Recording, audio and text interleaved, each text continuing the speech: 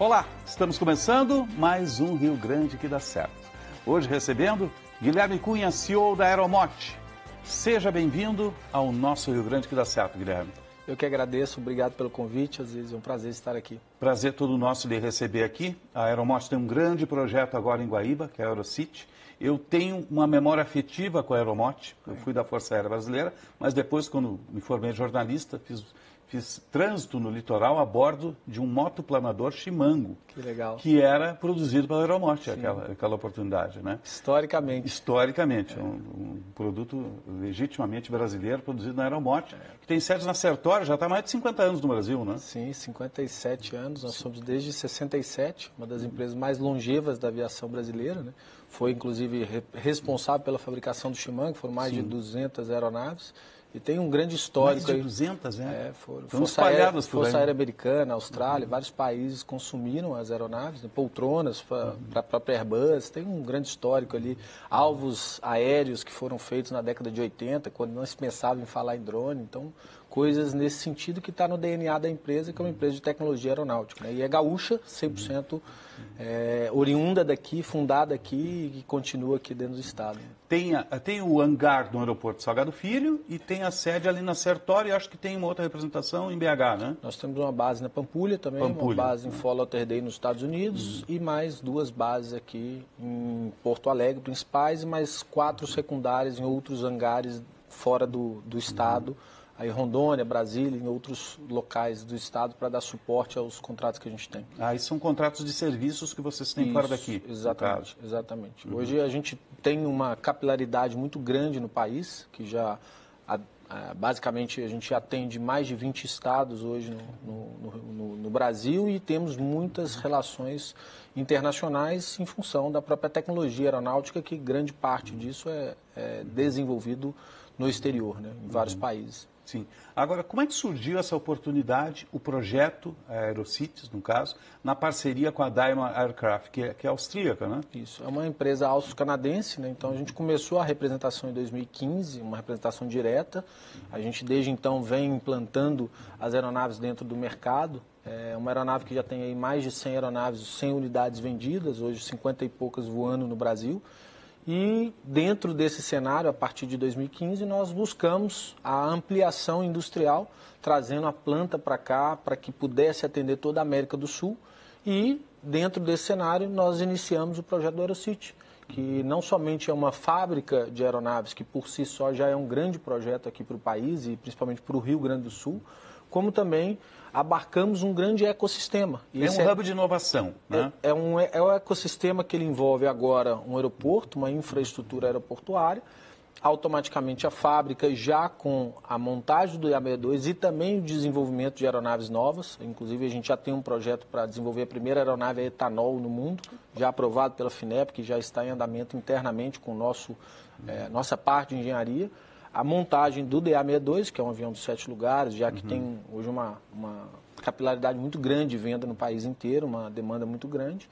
E junto a isso também formamos um ecossistema de universidades que vão ali ser um celeiro de formação, né, por si só, para ter a perenidade dessa parte. Fábrica de aeronave, pista e o ecossistema ao lado. Exatamente. Isso tudo já está sendo concebido, né, há 3 anos. A gente começou esse projeto, né, já desenvolvendo isso junto com a KPMG, a gente contratou uma empresa de consultoria renome mundial, buscando exatamente tudo que está acontecendo globalmente no mundo da aviação. E aí, perante isso, nós estabelecemos um plano de expansão durante essa década e esse plano de expansão foi gerado o Aerocity, né, que vem com todo esse ecossistema, começando pela âncora, que é a fabricação do DA62, e automaticamente gerando novas tecnologias e formação de pessoas. Então, com foco em descarbonização, que é um grande problema do setor, e também com foco em geração de novas tecnologias. Aí eu digo novas tecnologias incluindo sistemas de propulsão sustentáveis, aerodinâmica mais efetiva. Nós também estamos falando em manufatura aditiva, inteligência artificial e coisas desse nível que vão ser vinculadas ao futuro da aviação. E ali a ideia e o projeto é que seja um celeiro, né? E esse ecossistema a gente já está montando há 3 anos. A escolha por Guaíba e essa área é a parceria com o município, é a questão logística que pesou mais alto ali? Foram uma série de ações que foram tomadas em conjunto. Claro que a partir do momento que a gente precisa montar um grande ecossistema e um grande parque industrial, a gente precisa de autonomia e a gente precisa de um local próprio, né? Claro que a gente hoje se encontra dentro do Salgado Filho, mas é uma área concedida, né, que tem tempo limite, então tem todas as restrições até operacionais para você fazer teste em voo, porque você tem uma operação aeroportuária e comercial muito pesada, e nem é objetivo, né, entrar nesse mérito.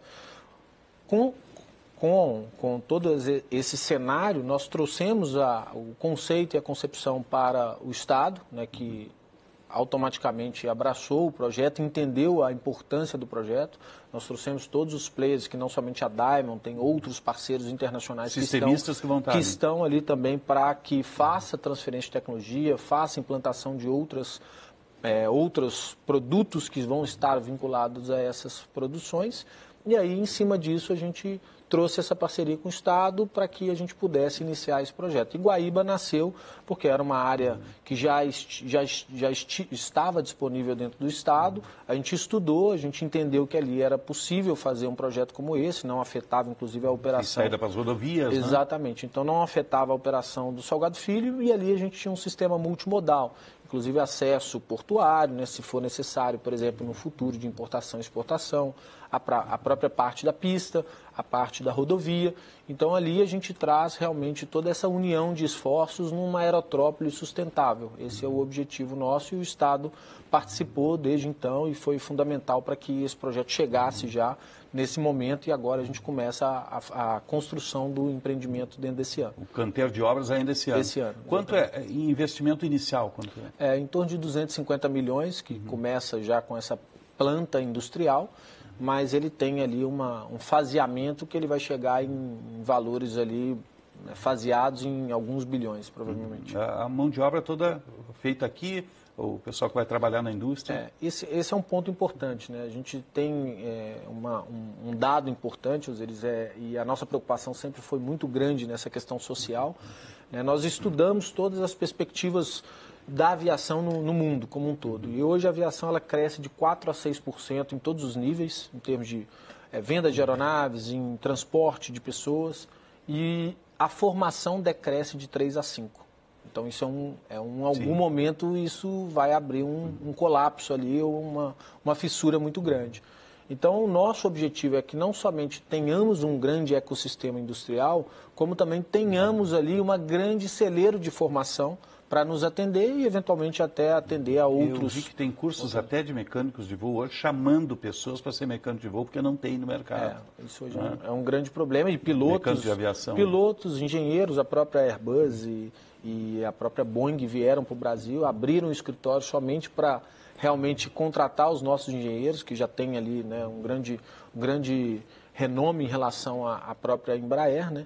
E o nosso objetivo com o Aerocity é também retomar esse protagonismo do Rio Grande do Sul, que teve dentro desse cenário aí da antiga Varig, né, a nossa saudosa Varig. Exatamente. Mais, né? Então a gente sabe que a mão de obra aqui é muito qualificada e a gente quer, o nosso objetivo é que aqui seja um grande formador e aqui a gente cria um novo ecossistema, um novo cluster para se desenvolver fora do eixo Rio-São Paulo, né, Sudeste, e aqui a gente tem a mão de obra própria para desenvolver esse projeto. O Diamond 62, a aeronave de quase 7 lugares, bimotor, vai ser toda produzida aqui? Exatamente. Essa é a ideia, inclusive, não somente para o Brasil, como... Não é um CKD só. Ele começa faseado, a gente vai fazer uma montagem final e vai expandindo a produção, considerando que a Diamond tem uma planta no Canadá que atende os Estados Unidos, uma planta na Europa que atende o continente europeu e africano e uma planta na China. A nossa planta vai ser para atender toda a América do Sul. E aí, automaticamente, a gente pode produzir peças para todas as outras linhas numa viabilidade que seja interessante para ambas as plantas. Essa aeronave escolhe justamente uma oportunidade de mercado, porque são 7 lugares, né? Um executivo, bimotor. E ela tem um ponto adicional, porque essa aeronave, além dela estar numa categoria que hoje equivale a mais de 90% das vendas mundiais, é uma aeronave relativamente nova, desde 2015, mas que ela tem um nível de segurança, de consumo, de conforto muito além do que existe hoje no mercado. As duas aeronaves na mesma categoria foram desenvolvidas 60 anos atrás. Então, ela já voa e com um grau de aceitabilidade muito forte. Muito grande. Ela, inclusive, é a única querosene, que isso também é um fator positivo. Hoje, no país, também existe uma grande dificuldade em achar a Avigás, que é a gasolina de aviação. Tem vários aeroportos, inclusive o Salgado Filho não tem e outros mais. Então, é uma aeronave que usa o mesmo combustível de linha aérea e o consumo dela é 1/3 do que os outros aeronaves concorrentes. Ela consome 44 litros de querosene hora nos dois motores, e sendo que as outras aeronaves na categoria consomem 130 de gasolina. Então, o custo-benefício é muito grande. E o futuro é álcool, é etanol? Não é um futuro, mas é uma solução que vai ser conceito nível Brasil, até porque o etanol é um combustível que ele não é utilizado mundialmente em todos os países, principalmente na aviação. Ele já é hoje difundido muito na aviação agrícola, né? Mas não para a área de transporte. Não existe hoje uma aeronave de transporte a etanol. Então, nós estamos montando ele com um conceito inicial de etanol e depois, no futuro, viria, consequentemente, aí uma possibilidade de uma aeronave que com outros motores via SAF, que é o SAF que a gente chama de biocombustível ou um combustível sustentável, ou automaticamente uma possibilidade de um motor híbrido, né? Então, o grande conceito é a aerodinâmica sustentável. E depois você coloca o motor e pode trocar depois para outros motores. E esse é o caminho da aviação. A gente está conversando com o senhor da Aeromote, Guilherme Cunha. Vamos fazer um breve intervalo no Rio Grande que dá certo. Você fica conosco. Nós já voltamos.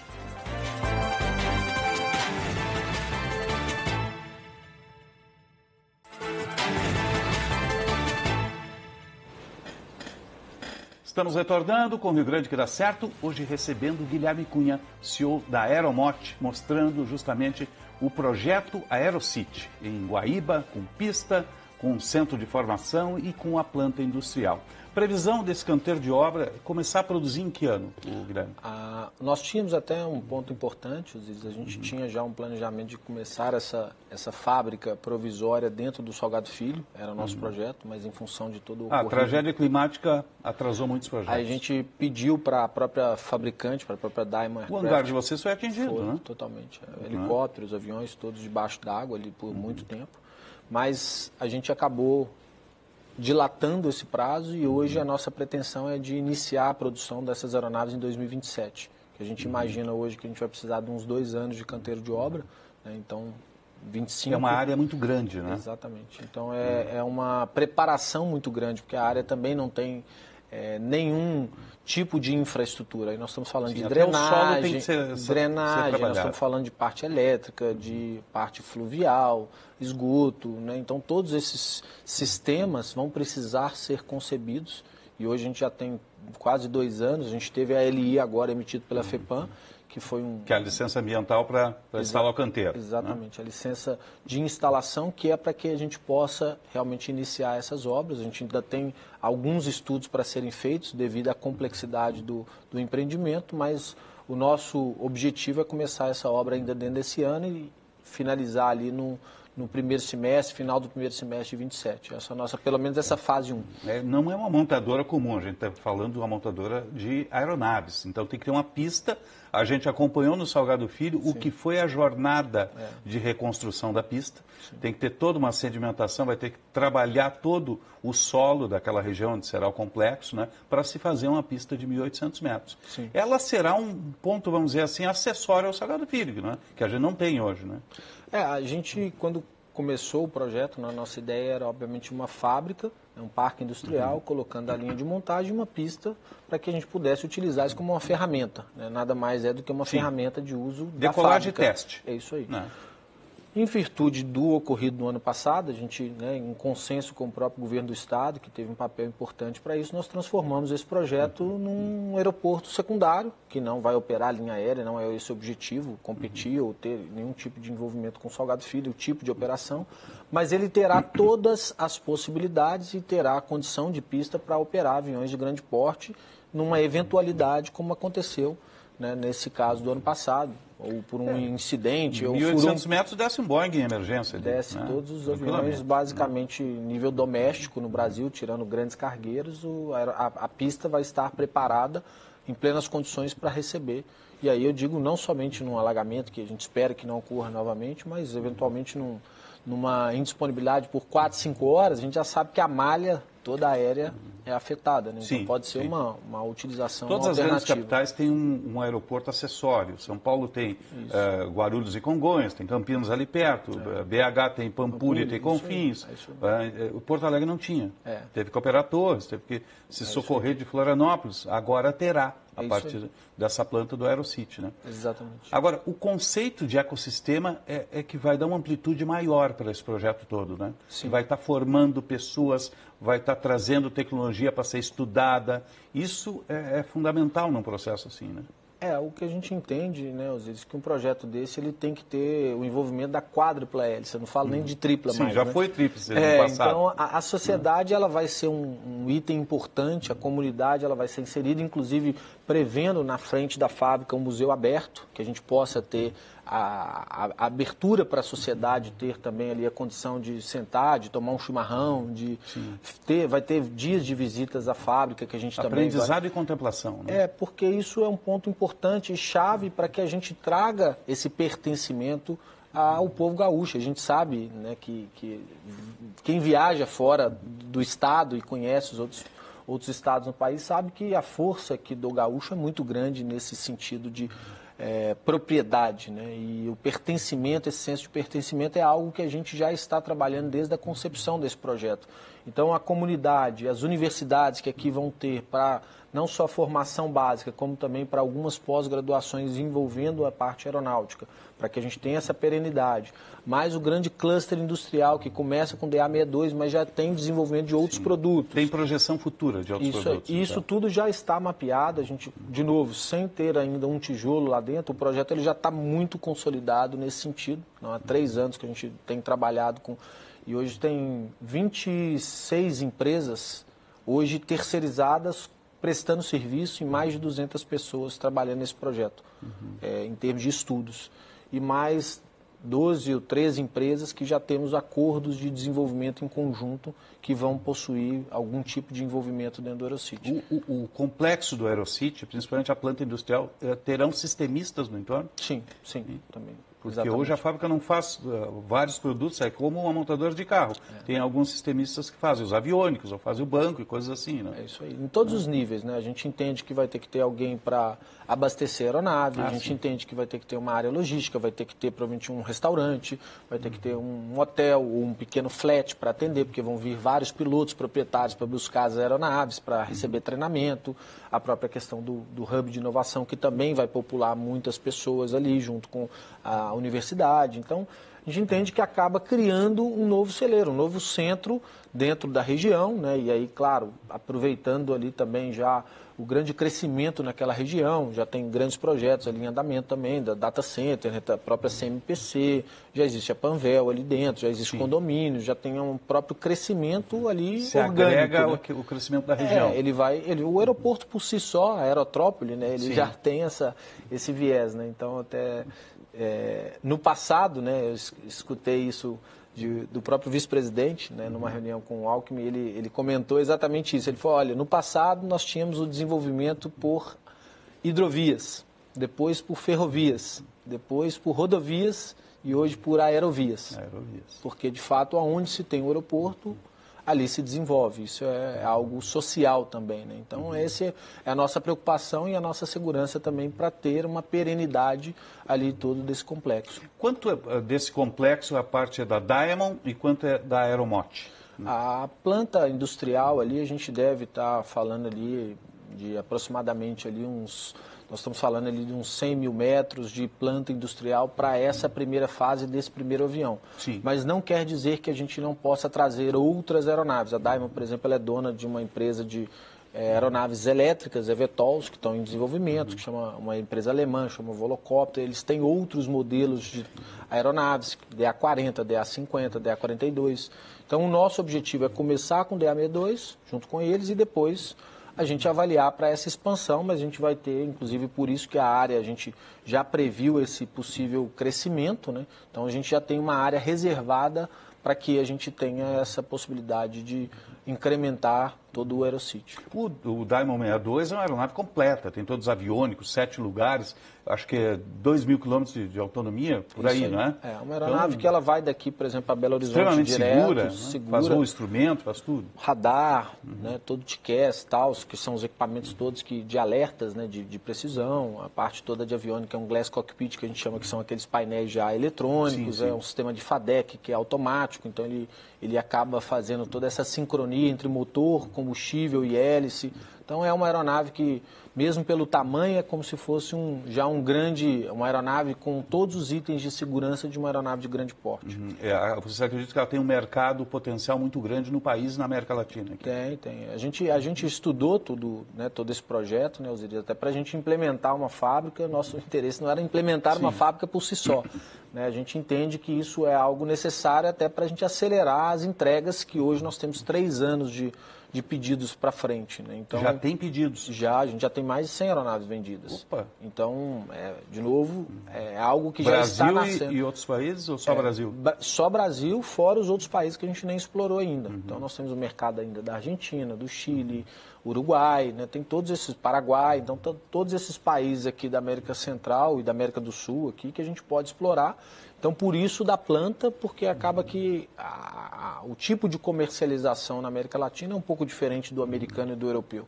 E aí a nossa obrigação aqui é exatamente atender todo esse mercado. Nós temos uma carência aí, porque é uma frota muito antiga, né? A gente vê que esses bimotores executivos que circulam no Brasil e na América Latina hoje, eles têm uma idade muito avantajada, muito avançada. A média de frota hoje, é até importante para o telespectador entender, que não é da aviação, né? Hoje o Brasil já é a segunda frota mundial, né, em termos de número de aeronaves. Segunda frota? É a segunda frota, então, em termos de quantidade.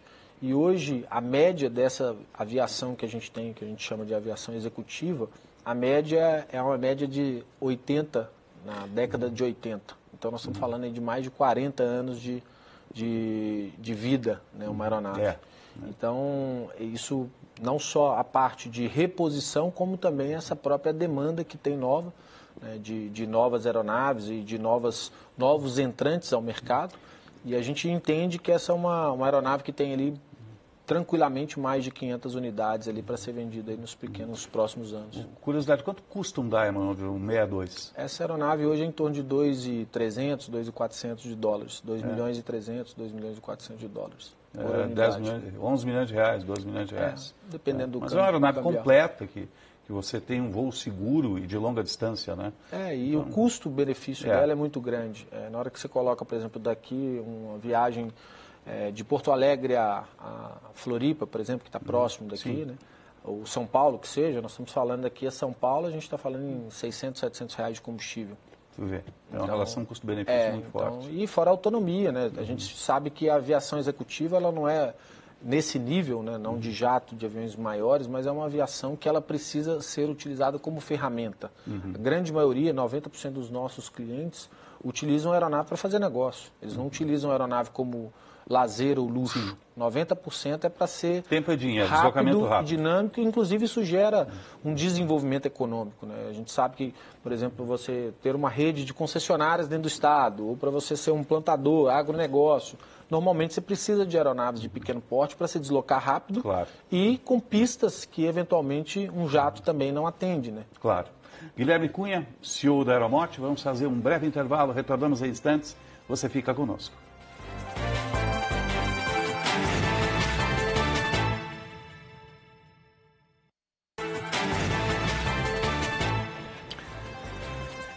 Estamos retornando com o Rio Grande que dá certo, hoje recebendo Guilherme Cunha, CEO da Aeromote, empresa há 57 anos, legitimamente gaúcha, 57 anos no Brasil, que lança agora o projeto Aerocities, aqui em Guaíba, com pista, complexo industrial e também um ecossistema de formação e inovação. Que tipo de profissionais poderão ser formados nesse ecossistema, o Cunha?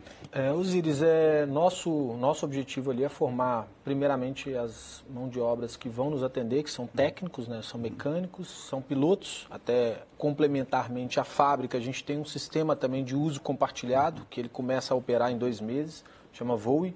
Esse uso, por exemplo, desse programa, a gente já tem 600 pessoas na fila para para entrarem no programa, e é um programa que ele atende ao Brasil inteiro, e você entra como um clube, pode acessar como membro e voa a frota do Brasil inteiro. Então, esse é uma demanda de pilotos muito grande que nós também vamos ter.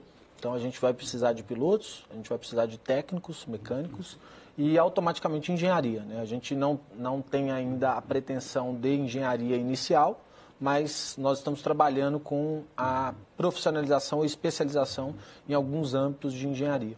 Guilherme Cunha, o que é fundamental para o Rio Grande dar certo? Inovação, educação e principalmente um nível de Estado que dê as condições para a própria sociedade, né, ter a liberdade de executar os seus negócios e ter a liberdade ali de possibilidade de crescimento, né? Acho que nenhum desenvolvimento social vem sem um desenvolvimento econômico. Isso tem que ser... Tem que estar casado, né? 100% E o Estado ligado. é um bom parceiro nesse momento. Tem né? sido fundamental. Um Estado que tem nos dado apoio, inclusive a gente teve inúmeros convites para fazer a implantação da fábrica, até pós-enchente, né, em outros estados, em condições muito favoráveis, mas a gente entende que nós temos que, mais um motivo, né, por todo esse processo, mais ainda pelo nosso cunho social, era estar aqui e apoiar nessa reconstrução. Guilherme Cunha, a Aeromote é parte desse Rio Grande que dá certo. 57 anos de Brasil e o Aerocities também, com certeza. Sim. Obrigado pela presença conosco aqui. Eu que agradeço a todos os telespectadores e vida longa ao Rio Grande, né? Com certeza, na reconstrução. Rio Grande que dá certo vai ficando por aqui. Obrigado pelo carinho da sua audiência e até um próximo encontro.